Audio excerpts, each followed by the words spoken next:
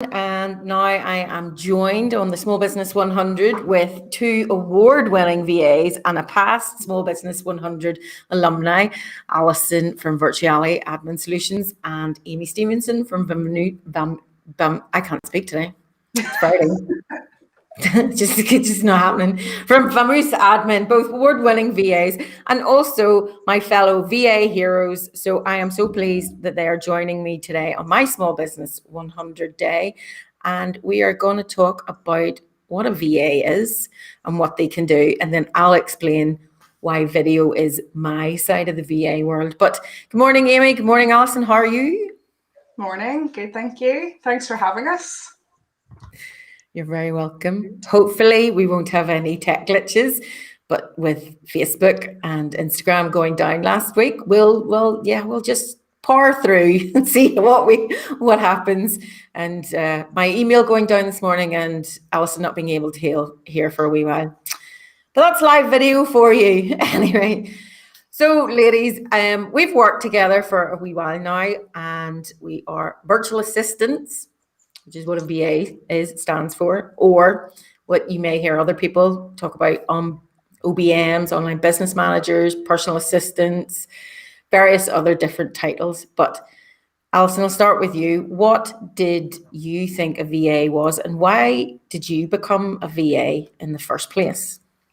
Well, it was quite funny because I had no idea that VAs really existed until probably 2013.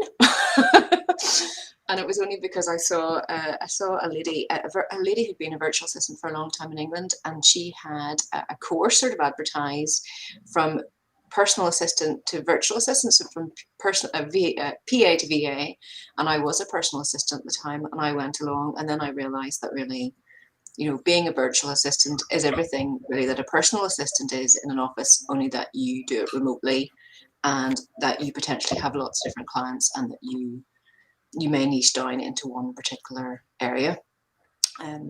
But virtual assistants obviously are gold, as are PAs, because I was a PA for a long time. So it's quite sunny here. I'll just move myself over. So yes, that's what I thought. Yeah. What about you, Amy? You've been a virtual assistant for a couple of years now, and what did you think a VA was, or how did you even decide to become a VA? Because you were in a very different line of work before you became a VA in aeronautical engineering. So why a VA, and how did you end up down this route? Yeah, it's a bit of a leap, isn't it? Yeah, so I worked in engineering and I left that industry when I went off on maternity leave to have my first child. And it wasn't an industry I could really go back to in a flexible part-time way. So I went back into admin in the construction sector. And when I was doing that admin, I felt like not undervalued as such, but I felt like I could be doing a lot more and helping a lot more people at one time. So I started researching because I'm queen of Google, and I came across the term virtual assistant, and then went down the rabbit hole and learned all about what it was and what I thought it was to me and how it could work for me. And then I went for it 18 months ago and haven't looked back. You flip no, and when they are nominated for an award as well, UK VA newcomer, it's fantastic. So you're obviously doing the right job. So in terms of what you both do, tell anyone that's watching now or later, what exactly do you do? I now do social media and video specifically, but what services do you as a VA offer, Amy? So predominantly I assist with digital marketing, so social media content, scheduling, repurposing, all of that kind of good stuff that just makes social media a little bit of a less overwhelming task for a small business owner. And also in the realm of process automation. So sometimes when somebody starts off quite small and they outgrow the processes that they have and the systems that they have, and things don't really work as well. So I do a lot of research and a lot of setting up for small businesses just to make those a little bit more straightforward and streamlined. Yeah, that's something I do need to do myself. Anyway, that's something all small businesses really could do with, and they maybe don't want to hire a full-time person because they're generally a specialist, whereas a VA can sometimes be a specialist, or they can have a lot of skills in various different tools and processes. And also the nature of being a VA, we're very flexible in our working, how we work, where we work, and even the period of time that we work. So hiring somebody like yourself to come into the business to set up these processes can be a short-term contractor basis. So it can be perfect for small businesses. Alison, what is it that you actually do and support businesses with? How do you help out businesses run their businesses? Keep saying businesses. How do you help companies, entrepreneurs, with their day-to-day running? I have sort of niched down by, I would say, sort of fluke in a way, to help people with projects. And it's mainly events, and I would class an event as a project because there's so many steps to it. And so I help people primarily streamline some of the events and things like that are very, very admin heavy. So I help the organizers put some processes in to help streamline and for them to gather information more easily at the start, and to work through things like that. So I'm helping someone at the moment with sort of the application forms and gathering documents for farmers markets. And I've helped someone over the last 9 months who's setting up a franchise for his business. So it's mainly tasks that are a project that have a lot of steps and overwhelm people, and I help them break those down into easier steps and take the admin pain away. That's the motto of my business. And definitely do that, having been awarded the UK Northern Ireland, that sounds silly, VA here. So obviously you're doing that really, really well. So when you come to talk about VAs, and we're talking about tools and processes, because that's what I'm going to increasingly talk about today, to help businesses how they can start doing video. So they'll obviously want to know what tools and software. For you, what is, in your specific line of work, what tool can you not do without, Alison? It's a hard one. I think at a lot of times when I speak to clients, that you have to look at the tools that you have. So if you have, for example, a Microsoft Office 365 account, or you have the Google Workplace, that you look at the tools that are in both of those packages, because I think sometimes people look outside what they already have to help them. And for me, like, I have Microsoft Office 365, and I also have a Gmail account. And so really I couldn't do without either of them. It's that you have the you can do forms, and you've got your sheets, and there's so many tools and video tools within both of them. So it's using the tools that I already have, and doing the research to see what's out there, because sometimes those providers maybe aren't always, they're not promoting them. You don't see the promotion enough. Yeah, I think because quite often tools that we use, we don't actually know the full extent of what they can do. I'm just thinking of like Excel, which is a really random example, but it's such a powerful tool, and people probably only use like 1 or 2% of its capabilities. So yeah, that's probably a good idea, but especially for a small business or entrepreneur when they're starting out and money is tight, thinking, oh, I need this tool, and going out, should I buy this, or can I do with the free version?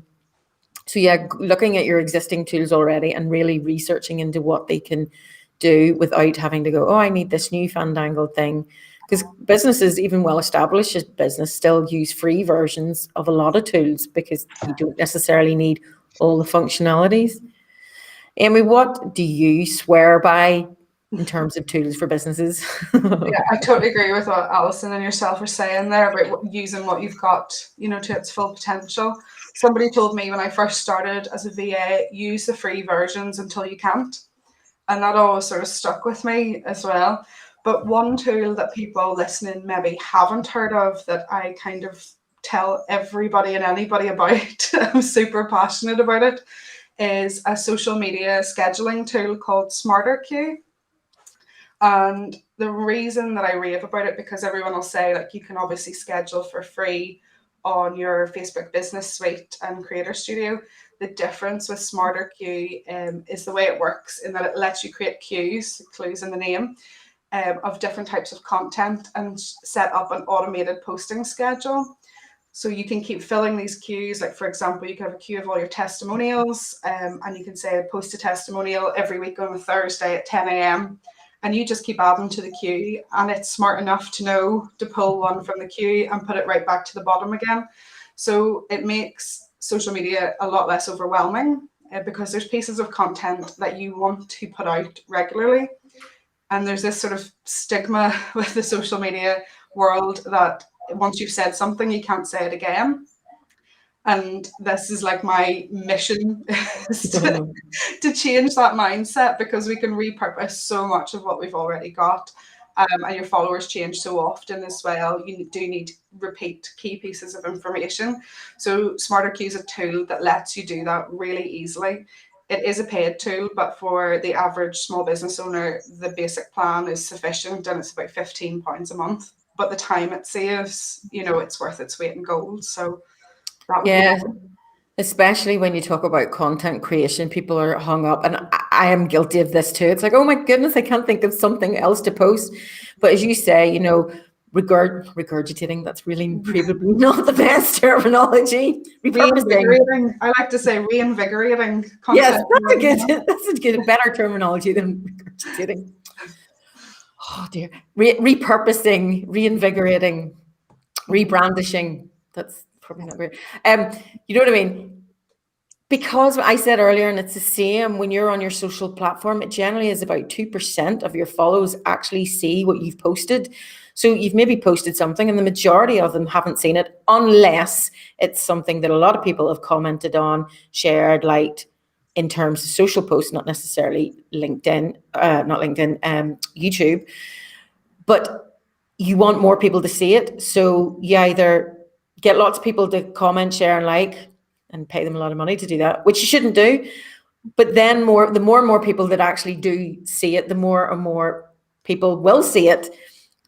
Or you just keep reposting it. And Smarter Queue is probably a great way of doing it. There are other tools out there, like I've used Buffer and Tailwind and several out there. But being able to repurpose the content you've produced, and that's the same with video as well. So because video is quite time consuming, or it doesn't have to be, but if you've created a video that's really time consuming, you want to reuse it more than just once, for goodness sake, definitely. The time, effort, and even expense maybe that's gone into that.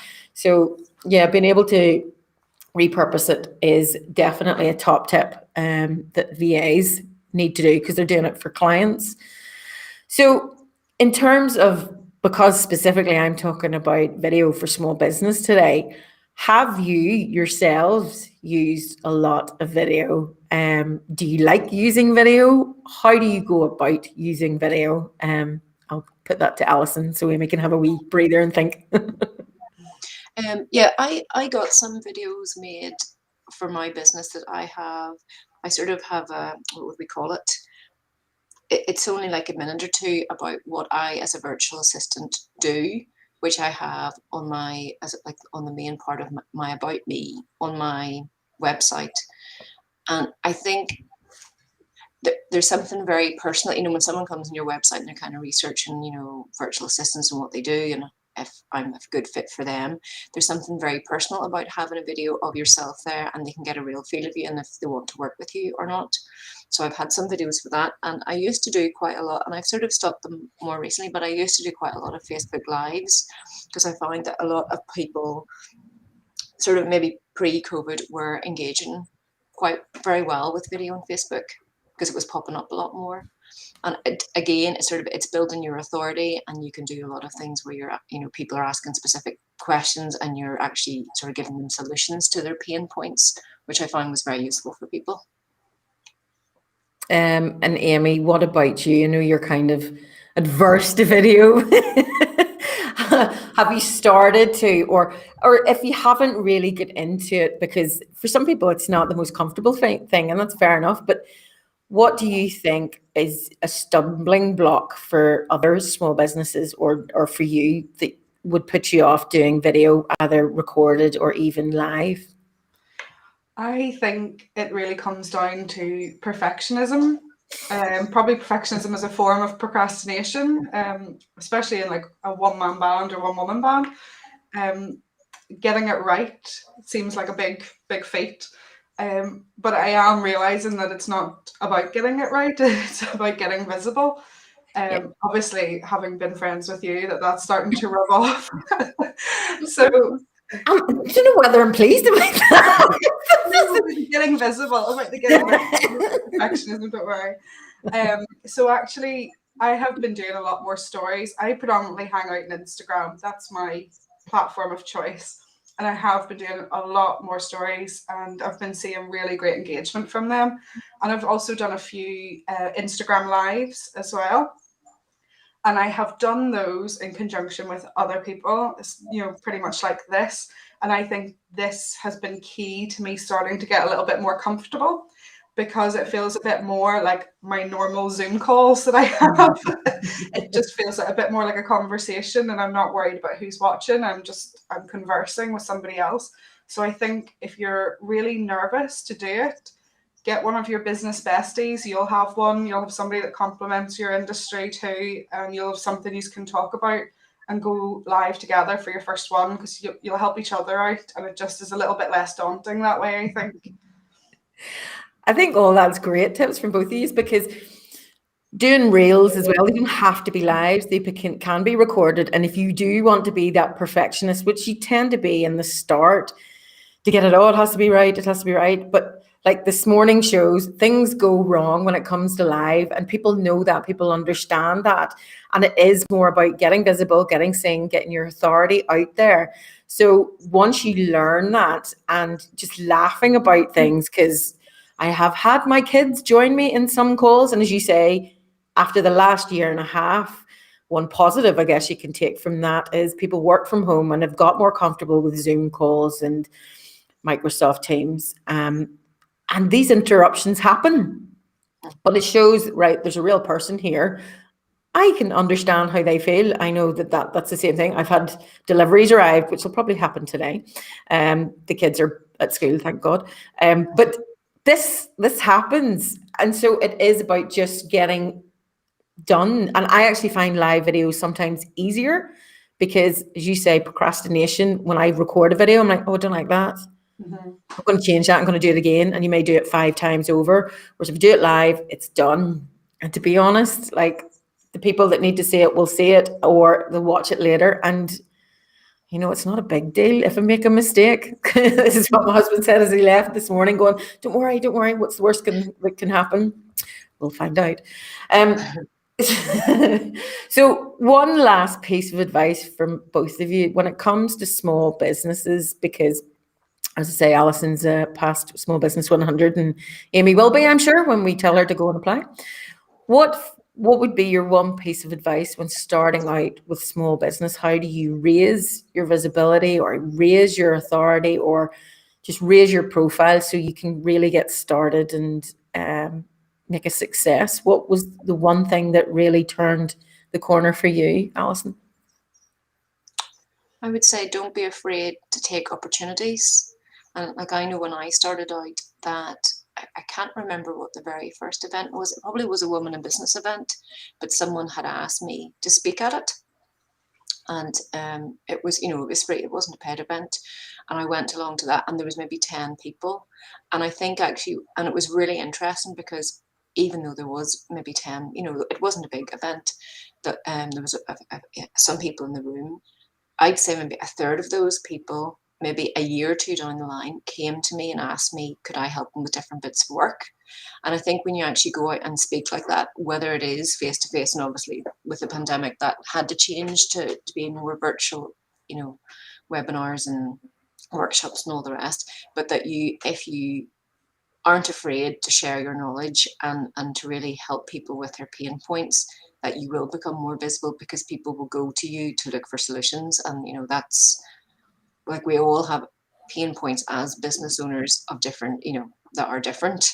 So I think, yeah, take the opportunities that come along, even though it might be absolutely terrifying at the time. Down the road, it will do you good. I find the first couple of like minutes are the terrifying bit, and that's when I'm like, and I just chill into it or bluff into it. I don't know, but that's the way I used to feel when I used to do the pub quiz many years ago. But totally different. What about you, Amy? What do you think would be your best piece of advice for a small business owner or an entrepreneur? In terms of getting visible and establishing your authority, because obviously my background is the social media stuff, I'll probably just give it like a tip on that area of it. And what I would say is the only person that can let you get overwhelmed about things like social media is yourself. So I say strategy, strategy, strategy for everything. It's a bit of a misconception that you have to be everywhere and anywhere, and that's when the overwhelm comes in, because people have 5 or 6 platforms. They're trying to create content for them all. They're maybe working on their own, and they've got their actual work to do that generates the income to keep things afloat, and that's when it becomes a little bit overwhelming. So strategy is key. Before you do anything, you need to look at why you want to be on that platform and what you're going to communicate on that platform. What is it who are you going to help, and why are you going to help them? And just narrow it down to a couple of key places and concentrate on them, because it really is about quality over quantity. And there's no point having 5 or 6 places that you are if you haven't been active on them in like the last 6 months because you haven't been able to keep up with it. That looks worse than not having a YouTube channel. It's better to have a couple of places that you keep up to date and active with valuable information. Yeah.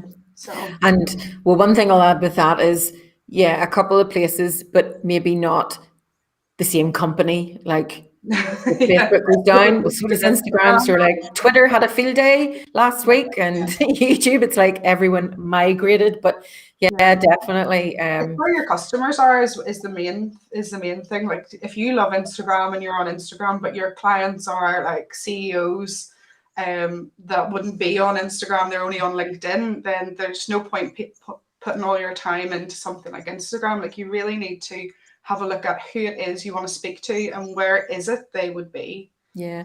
Well, saying that, and then that whole thing about last week with the social platforms going down, we have to remember that we don't own what we necessarily put out on, because it's like the likes of Facebook or Instagram, they can take it down at any time, or it can go down without us knowing that. So it's making sure that you have what you're putting out there and backed up somewhere, but also you can reach your clients and your audience in another way. So going back to emails, your email list, you go, oh, nightmare, I was meant to go live today. Can't happen because the social gods that be have decided to have a nap. So I'm just telling you an email. You can come and join me on this platform if you have it, if you want to. If not, sure, we'll be back next week. And people go, all right, no worries. It's not a big scary thing, but for some people it was. But yeah, no, it's good. I think social overwhelm, and just in business in general, a lot of people, especially for entrepreneurs, have that, because they're jack of all trades, they're doing everything, they're running the business, they're being the business. So yeah, definitely strategize in how you can simplify things, I guess, would be a key takeaway from that. Yeah. So ladies, I'm going to leave you there because I know you have your own work to do, and I have to move on and set up for my next wee bit. So anyone that's going to join us later or who's been watching this on replay, the next video is going to be with Ian Anderson Gray. He's a fantastic live speaker. So he's going to tell me why my camera wouldn't connect this morning, hopefully. Or my microphone. And Alison's microphone. But yes, he's going to give us a bit more idea on how live video can really work for your business and how to do it without being scared. Senseless was nearly a different word there. Scared.